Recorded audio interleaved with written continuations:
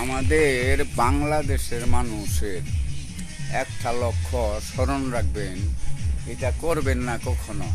কারণ যে আপনাকে সাহায্য করে তাকে ভুলবেন না।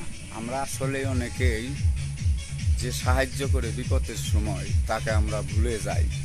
আসলে একটা কথা স্মরণ রাখবেন, কখনো ভুলবেন না যে আপনাকে সাহায্য করে বিপদের পাশে দাঁড়ায়।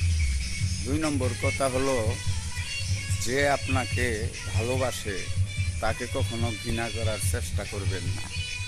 সবসময় স্মরণ রাখবেন, যে ভালোবাসে তাকে কখনো ঘৃণা করার চেষ্টা করবেন না। আর স্মরণ রাখবেন, যে মানুষটা আপনাকে বিশ্বাস করে কখনো ওই মানুষটাকে ঠকাবেন না, তাহলে তার মন ভেঙে যাবে, কষ্ট পাবে। কারণ এটাই হলো ধর্ম, এটাই ধর্মের বিধান। যে মানুষটা আপনাকে বিশ্বাস করবে, আপনি নিজের ক্ষতি করবেন, কখনো ওই মানুষটাকে ঠকাবার চেষ্টা করবেন না। খুদা হাফেজ, আসসালামু আলাইকুম। কথাটা বিবেচনা করবেন, কমান করে জানাবেন। সবাইকে ধন্যবাদ।